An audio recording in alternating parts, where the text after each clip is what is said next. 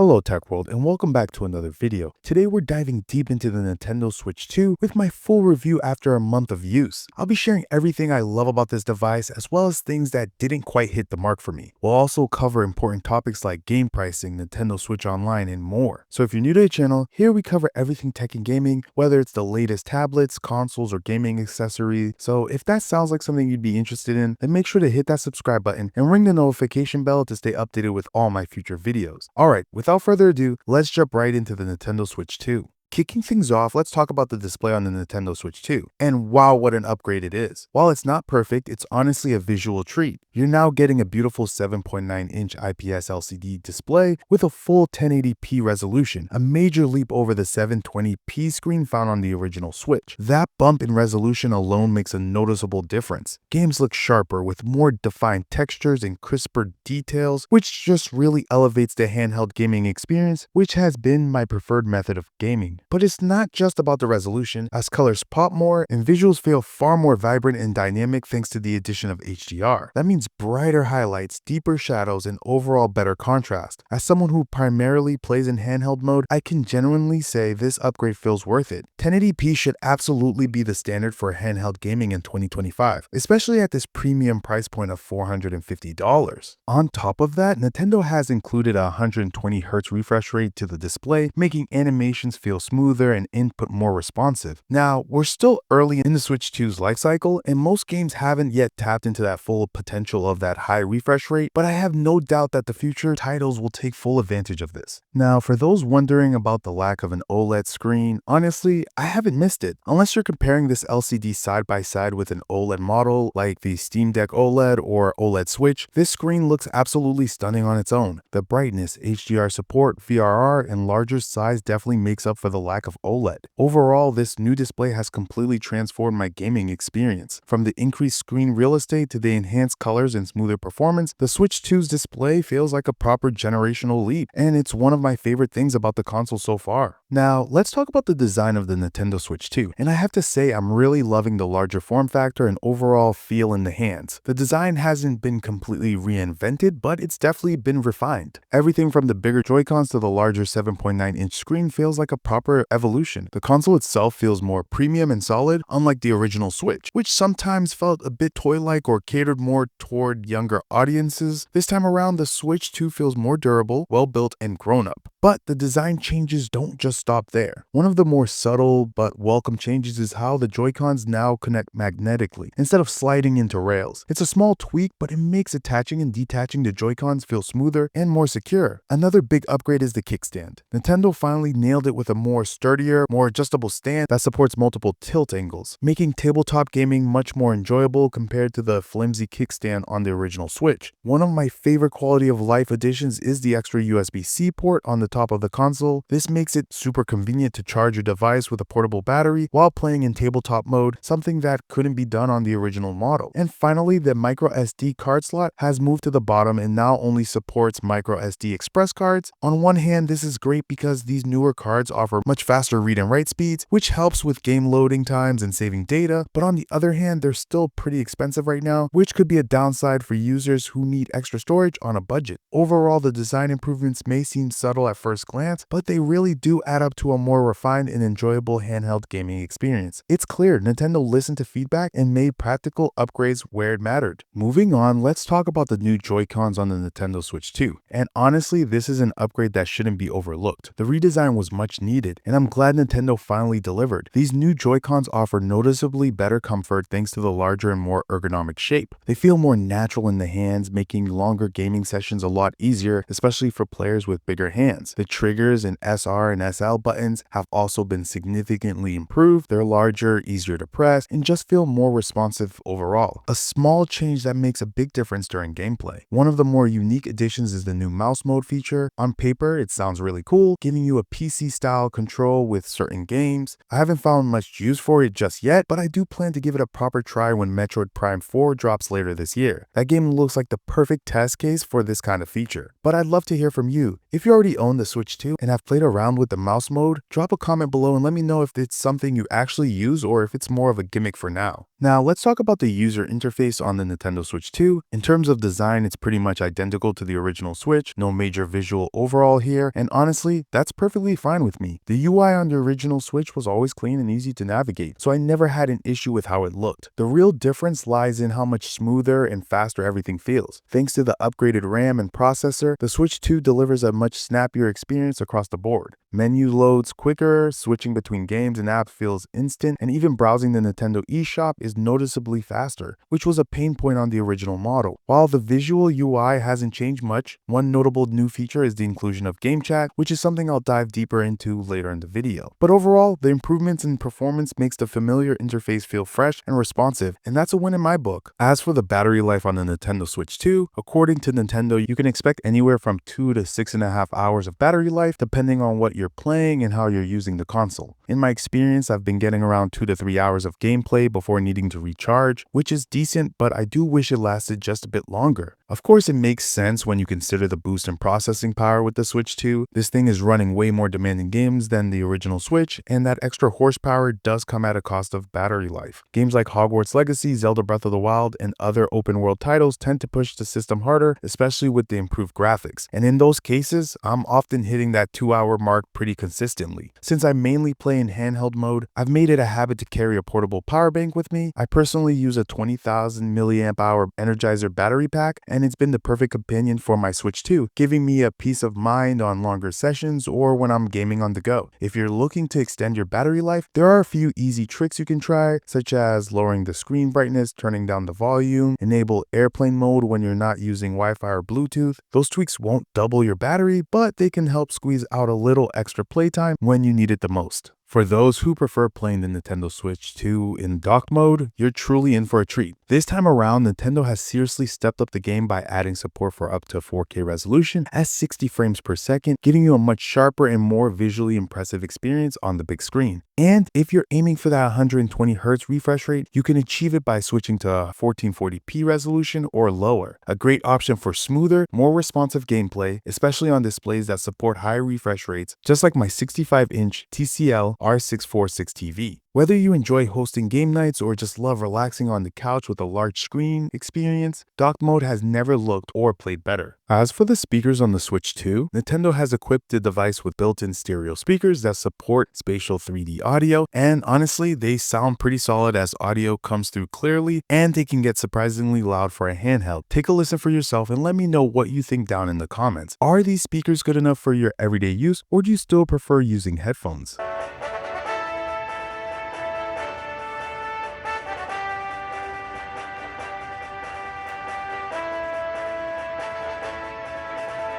Next up, let's talk about the new game chat feature. And honestly, it's one I've been using a lot, especially when playing Mario Kart World. As someone who's pretty competitive and loves to talk a little trash during races, this feature has been exactly what I needed. Thanks to the built-in microphone, chatting from the couch has been super convenient. The mic quality is surprisingly solid thanks to noise cancellation and audio gain control, which help keep your voice clear even in noisy environments. As of now, game chat is free for everyone to use, but take note, starting March 31st, 2026, you'll need an active Nintendo Switch Online subscription to keep using it. So if you're someone who uses it often to play with friends online, that's definitely something to keep in mind. As of right now, the Nintendo Switch 2 might just be my favorite console to date, and honestly, I can't seem to put it down. I've been using it every single day since launch, and it's delivered exactly what I've been looking for. A powerful gaming system that works just as well docked as it does on the go. Whether I'm kicking back at home or out and about, the Switch 2 gives me the flexibility and power I need, capable of running demanding titles like Hogwarts Legacy and eventually Cyberpunk 2077 when I finally decide to dive into it. From the larger, more immersive screen to the improved Joy-Cons, this handheld has been an absolute joy to use. And the fact that it's backwards compatible makes it even better. I've been revisiting a bunch of Switch 1 games that didn't run all that well on the original hardware, and now thanks to the upgraded NVIDIA Tegra T239 processor, those games look and play smoother than ever before. Overall, my experience with the Switch 2 has been nothing short of fantastic, and with titles like Donkey Kong Bonanza dropping later this month, I don't see myself putting this device down anytime soon. So, is the Nintendo Switch 2 actually worth it? Well, that really depends on the type of gamer you are. If you're like me and still have a backlog of Switch 1 games you've been meaning to play, but want a smoother, more powerful experience with better frame rates and fewer drops, then yes, the Switch 2 is definitely worth it, especially if you're upgrading from the original Switch or the Switch Lite. The performance improvements alone make it a solid upgrade. However, if you already own the Switch OLED and have played most of the games you were interested in, the upgrade might not feel as necessary, especially since the Switch 2 currently doesn't offer many exclusives outside of Mario Kart World right now. In that case, I'd recommend waiting until more Switch 2 titles are released. Now, let's talk price. At $450, it's definitely not cheap, but after using it for a month, I can honestly say the improvements justify the cost. And for those wishing it had an OLED screen, keep in mind that including one likely would have pushed the price even higher. All in all, the Switch 2 has been an awesome experience so far, and I'm excited to keep gaming on it. As always, Tech World, thanks for tuning in, and I'll catch you on the next video.